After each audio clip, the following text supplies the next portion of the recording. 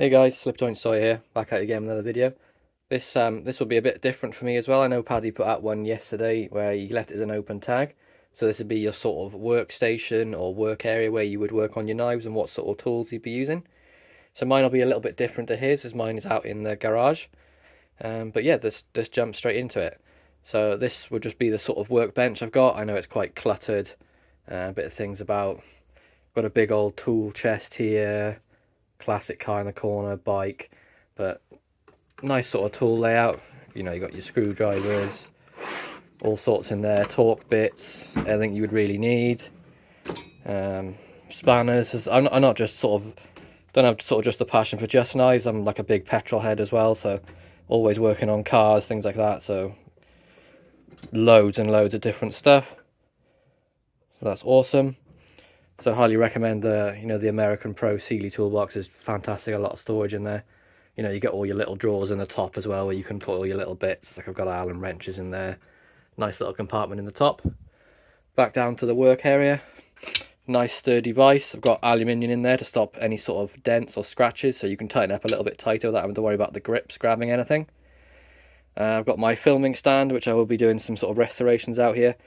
May have to upgrade this to one that can extend, but it's quite small and I can't seem to get enough far away for the camera to be far away enough so you can get like a good view of that. Over to this side, workshop, the Elite with the diamond stones and the hone, and also the strop, have those all there. As well as that, I have my own sort of little strop, very basic, just coarse leather and then the soft leather. And for stropping, I use this. It's the Bolpol Smurf Poo. Weird name, very good product. I prefer it to the compound, the green compound. I think this is much better. Works for me, and it's just like a white paste really, and you just let it go on, let it dry, and away you go. Nice thin layer. My carry for the day that's out here with me. Rough Rider Classic Cinnamon Bone Stag Cattleman. Really nice pattern. Won't be able to open it for you guys unfortunately, but I'm currently holding the camera. Channel sticker, there's some of them laying around everywhere. Leatherman PST, this is the UK legal version with the slip joint blade. See if I can get that out.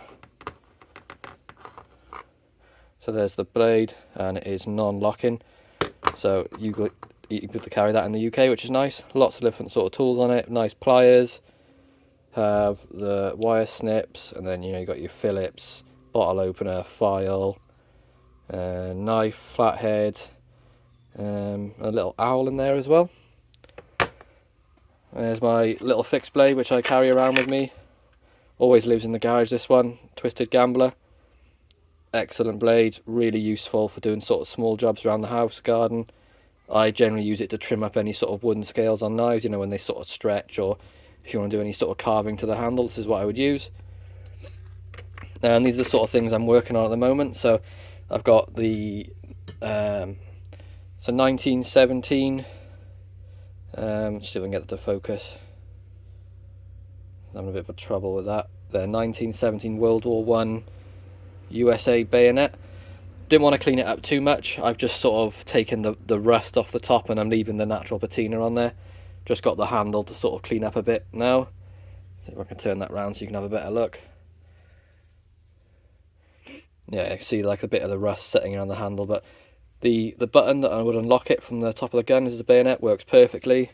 Handle needs a good clean up. Apart from that, it's looking very good. Couple of also slip joints I'm working on here. So we'll do the ones that I'm furthest along with. So I've got this, I'm not sure if it's an official Boy Scout knife. It does say on there, but it also is, it says made in China. I'm not sure if that's what they went to after producing them in the US. But this was very stiff with bad walk and torque when I got it. And it also had a snapped tool here, which someone has turned into a little blade. But I need to do something a bit better with that because it's not very sharp at all.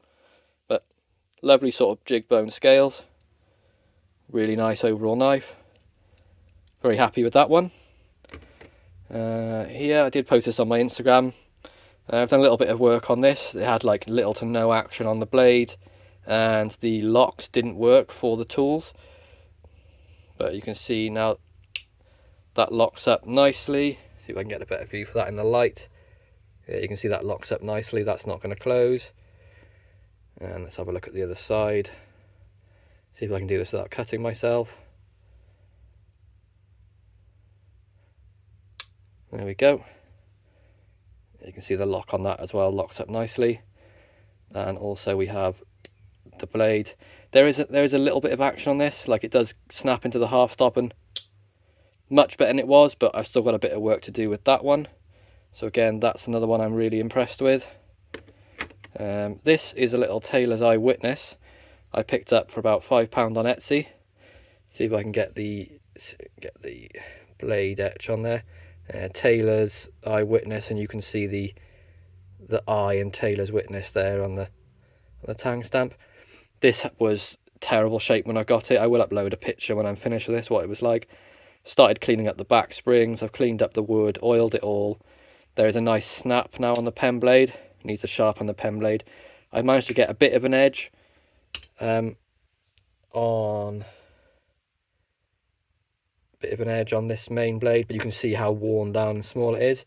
But it is razor sharp. It does cut. Nice half stop and snap on the close.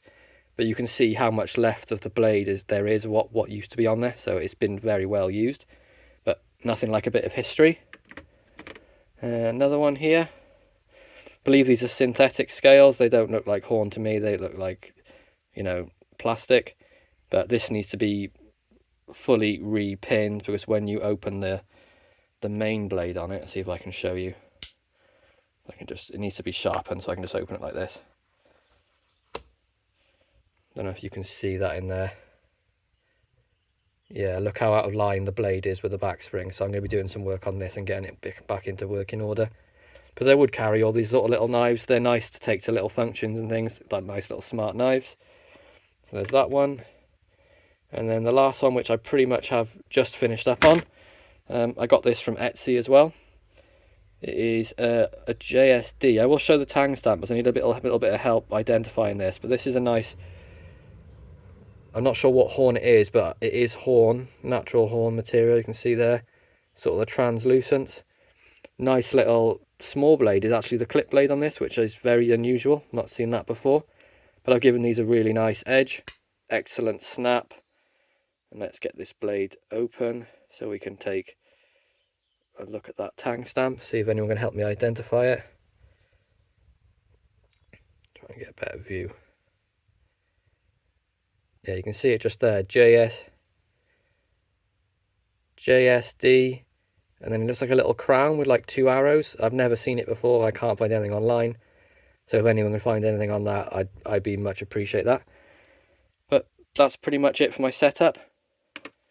Yeah, that's everything I sort of have in my sort of workshop. Some of the tools vary, so if I bring a modern knife out here to do a bit of work on, which is very rare, I'll bring my bit driver set out with a T6, T8. I know I've got them in the box, but I like the little short stubby ones. That's it for this video, guys, anyway. Thank you very much for watching. I hope you guys enjoyed this. I know it's a very different video to what I would normally do, but please make sure to like, subscribe, and ring that bell for notifications, and I'll catch you in the next one. Peace.